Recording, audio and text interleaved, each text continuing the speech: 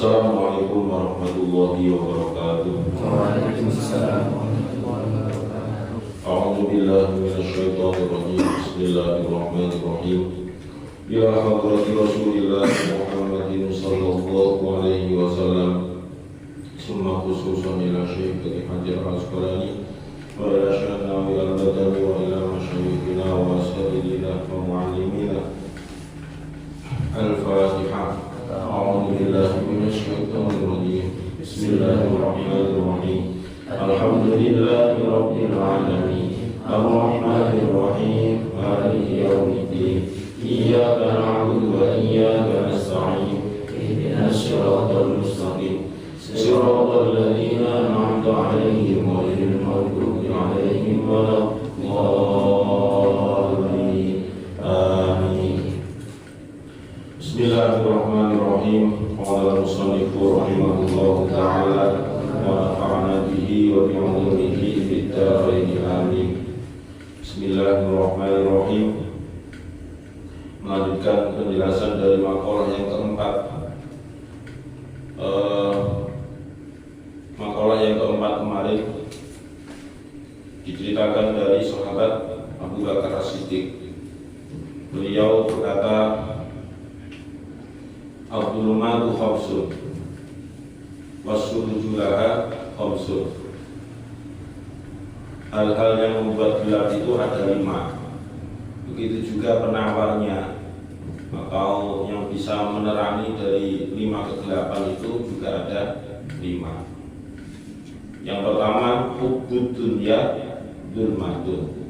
Cinta dunia itu adalah sesuatu yang membuat hati gelap.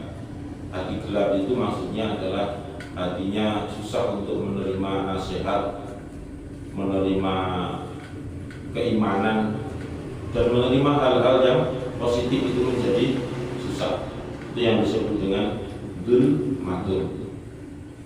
Nah, dzulmatun atau hubbud dunya itu awalnya diawali dengan hal-hal yang syubhat, antara halal dan haram belum jelas, nggak jelas, tengah-tengahnya. Kemudian setelah itu adalah ke hal-hal yang makruh. Kemudian setelah itu menjadi kebiasaan, yaitu kepada hal-hal yang haram. Sebagaimana sabda Rasulullah di hadis yang lain, hubbud dunya ra'su kulli khati'atin. Artinya cinta dunia itu merupakan pangkal dari setiap kesalahan. Jadi kalau cinta duniawi terlalu parah, itu menjadi pangkal dari setiap kesalahan. Bahkan Imam Al-Ghazali sebagaimana keterangan selanjutnya. Bismillahirrahmanirrahim. Qala Ustaz Al-Ghazali, Imam Ghazali, wa kama anna hubbaha lan kaya wa kama anna hubbaha lan kaya yen tetep apa anna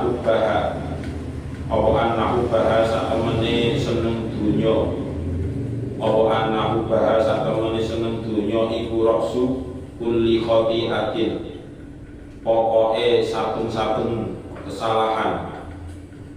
Fabudduha mongko utawi sengit dunya, Fabudduha mongko utawi sengit dunya iku raksu kulli hasanatin, pokoke saben-saben kebagusan. Iku raksu kulli hasanatin, pokoke saben-saben kebagusan.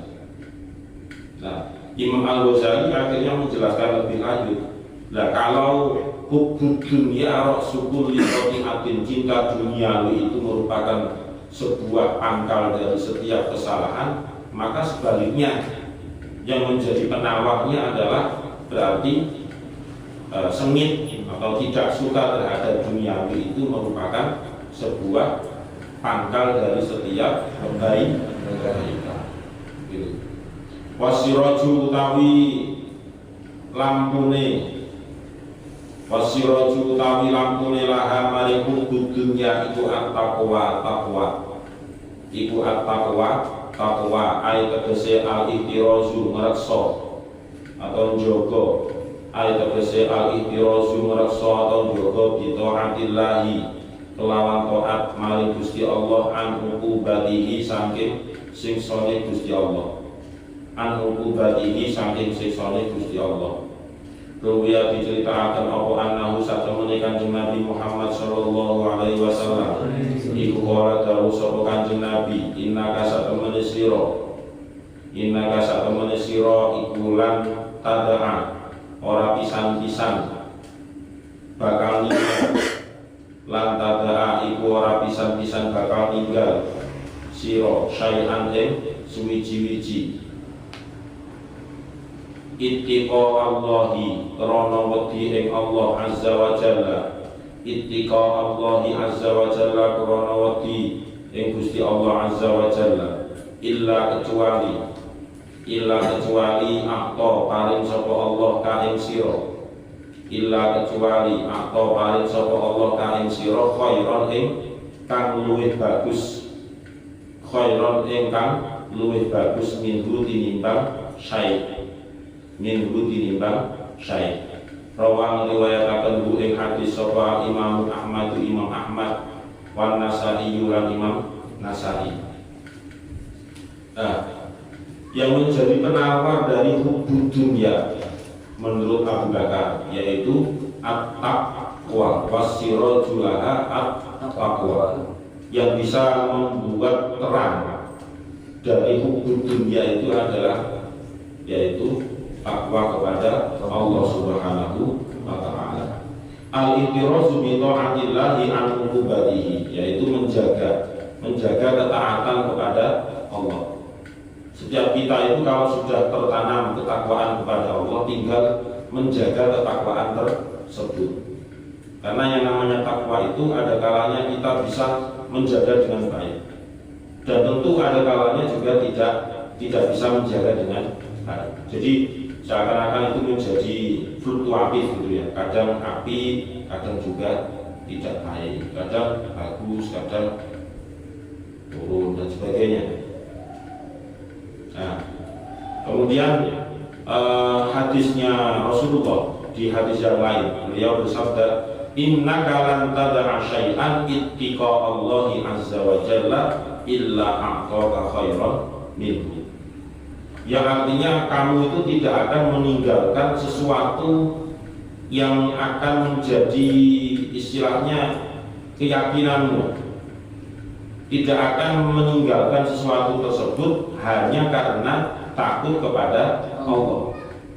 Dan terus kalau kita tidak meninggalkan sesuatu karena hanya takut kepada Allah, berarti ada tujuan lain. Nah, kata Rasulullah illa a'taka khairan minhu. Jadi Allah itu akan memberikan balasan kepadamu dari pahala yang kamu kerjakan tadi, dari pahala atau perintah yang sudah dikerjakan tadi, khairan minhu, bahkan itu lebih baik lagi, bahkan itu lebih wah lagi, lebih bagus, lebih berkualitas dibandingkan dengan sesuatu yang kita kerjakan. Nah, seperti sedekah itu, kalau di ayat Al-Quran kan sudah jelas, masalul ladzina yunfiquna amwalahum fi sabilillahi kamasali habbatin ambatat sab'a sanabila fi kulli sunbulatin mi'atu habba.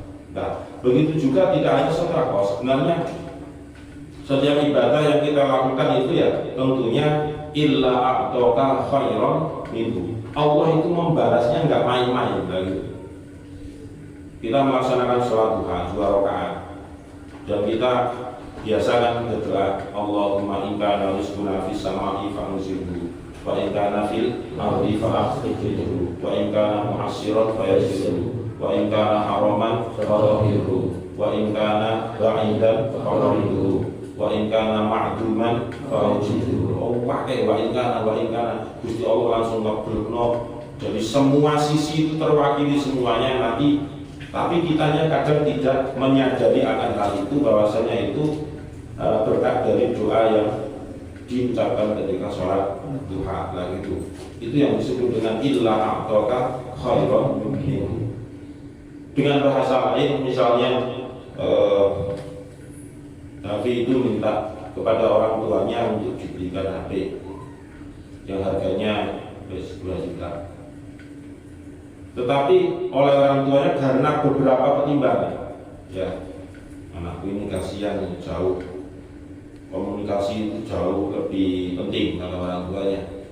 Kemudian supaya nanti dibuat untuk kebaikan juga jalan, misalnya untuk lihat YouTube-nya siapalah, atau siapa supaya lebih efektif. Kemudian untuk yang lain-lain juga bagus dan sebagainya. Akhirnya yang semula itu dia hanya minta yang harga 2 juta, ternyata oleh orang tuanya dikasihkan yang 12 juta. Nah itu kan berarti illa a'taka khairan minhu gitu. Tapi ini tidak melulu, tahu melulu ya. Melulu itu kalau orang dulu misalnya parung itu penekan rambutan, itu kok dukur. Nah orang-orang tua itu biasanya ayo terus kan itu sebuah perintah kan. Tetapi bagi anak yang sadar itu mesti langsung mingsret akan turun. Nah nek ayo terus temenan. Ini ada yang konsep gitu. Anaknya nggak paham dengan sebuah istilahnya sebuah perintah, tetapi mengandung sebuah ancaman. Kan ada ya, sebuah perintah tetapi mengandung ancaman. Ayo terus Tapi kan tidak berhenti sampai situ sebenarnya. Ada beberapa kata yang dibuang gitu. Bu terus ibu hilang. Itu kata-kata yang dibuang. Cuma nggak diperlihatkan. Tapi orang kadang anak itu sudah paham dengan sendirinya. Jadi naik, ayo terus langsung sedikit, wes, memang mau tuan. Nah ayo terus teman. Ya jangan salahkan orang tuanya, gebuk itu kok bisa temenan. Nah itu namanya ngelulu, ngongkon. Tapi sebenarnya yang dikehendaki dari orang yang memerintah itu adalah kebalikan dari yang disuruh. Nah itu bukan melulu Allah itu, bukan. Illa a'taka khairan minhu. Sholat hajatnya cuma 2 rakaat, cuma dikasih pahala oleh Allah berlipat ganda. Itu namanya bukan melulu, ya, bukan melulu. Tapi memang illa a'taka khairan minhu. Jadi yang disebut dengan dikasih pahala yang lebih baik lagi, yang lebih banyak lagi oleh Allah. Yang kedua, wadambu utawi dosa iku dulmatun peteng wasiraju utawi lampune lagu maring dambun iku at-taubatu taubat. Ruwiya diceritakan apa annahu satemene Kanjeng Nabi Muhammad sallallahu alaihi wasallam iku qala sawuh Kanjeng Nabi, innal abda satemene kawula iku ida akhta nalikane salah sapa abd. Iku ida akhta nalikane salah, nalikane luput sapa abd. Khoti'atan kelawan keluputan, kelawan kesalahan. Nakata mongko ndelmok. Nakata mongko ndelmok. Fi qalbihi ing dalem atine abd apa nukatun delmokan. Apa nukatun delmokan saudaun kang ireng. Faidah dua mongko nalikane utawi abd. Faidah dua mongko nalikane utawi abd iku nazaan nyopot sapa abd. Iku nazaan nyopot sapa abd wastaghfar lan nyuwun ngapura sapa abd. Wastaghfar lan nyuwun ngapura sapa abd wa tabalan taubat sapa abd. Sokula mongko gila apa kalbu atine abd. Sokula mongko gila mengkilap itu apa kalbu atine abd. Wa in adalan namun baleni sapa abd zida mongko ditambahi apa fiha ing dalem nuktah. Wa in adalan namun baleni sapa abd zida mongko nambahi apa fiha ing dalem nuktah. Hatta ta'luwa sehingga ngungguli apa nuktah ala qalbihi ing atase atine abd. Ala qalbihi ing atase atine abd. Gua utawi nuktah iku arronu reget atau kotoran alladzi kang zakaro wis nutur hu ing alladzi, boleh juga alladzi yo arronu zakaro kang wis nutur hu ing alladzi. Jadi alladzi itu kan disebut dengan isim mausul ya, isim syaraf. Alladzi isim syaraf. Alladzi yo arrahmu, nah, itu kembalinya ke arrahmu. Makanya alladzi itu isim mausul. Yang namanya isim mausul itu membutuhkan apa? Maf'ul. Iki nahwu kasindi dikuwi harus rebel. Yang jumlahnya udah lumayan 155. Tapi 3 ini enggak ada kenaikan beras. Alladzi yu'arrahu, yang namanya isim mausul itu membutuhkan silah dan a'il. Nah, itu silah dan a'il. Belum kabeh dikarani silah dan a'il. Enggak pernah belajar tapi pernah ya dulu nggak paham, sekarang lupa. Alladzi yu'arronu dzakaro kang wis nutur hu ing alladzi sapa Allahu Gusti Allah taala. Kalla bal rona ala qulubihim ma kanu yaksibun. Kalla ora kaya ngono, bal balik rona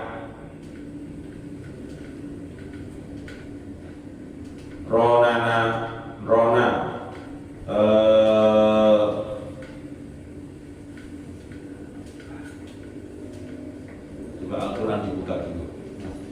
Al-Quran rona ala qulubihim ing atase pira-pira atine manungsa.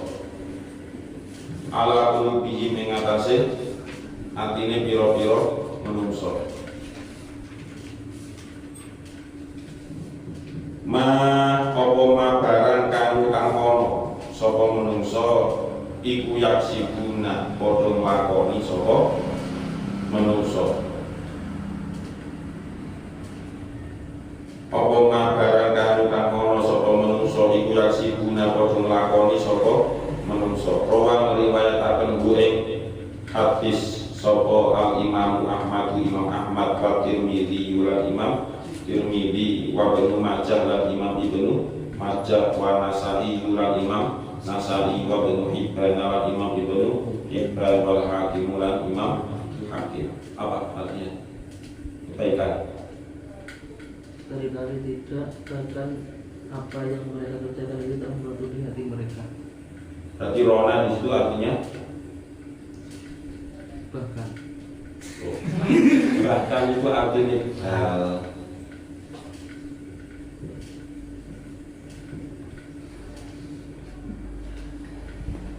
kala ora kaya ngono, bal balik rona nutupi.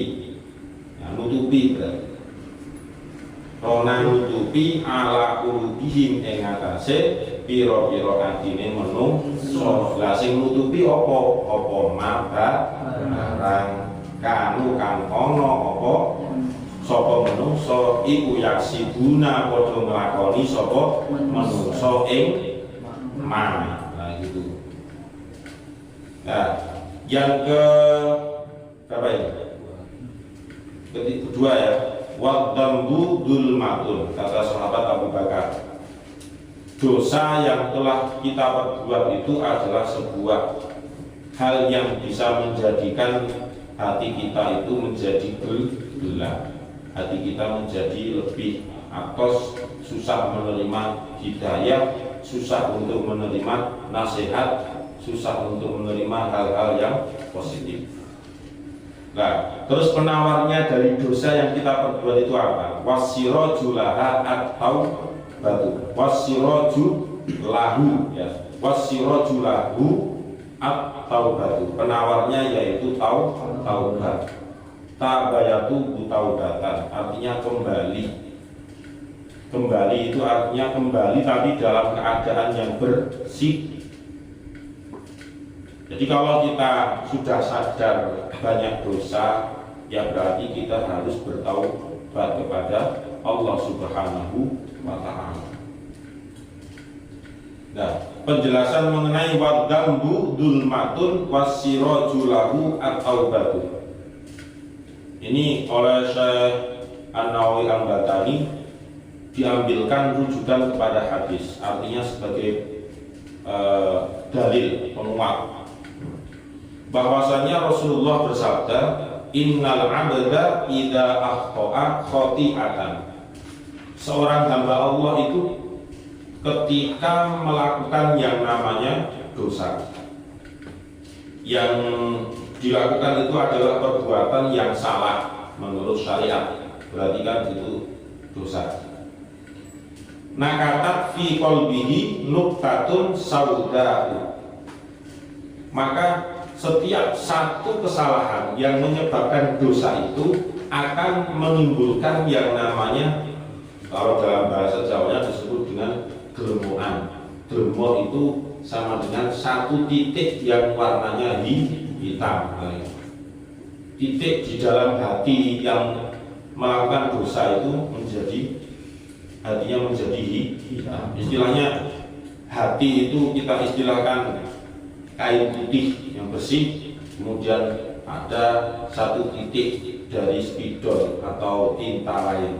Nah, satu titik, nah itu yang disebut dengan nuktah. Jadi nuktah itu gelemuan, ya, gelemuan. Kemudian faida huwa naza'a wastaghfara wa taba. Jika orang yang dikatakan bersalah kemudian dia itu dinyatakan berdosa, setelah itu naza'a, dia menghentikan perbuatan dosanya itu, ya, menghentikan perbuatan dosa itu apapun itu. Setelah itu tidak hanya berhenti, tetapi wastaghfar, yaitu beristighfar, minta ampun kepada Allah.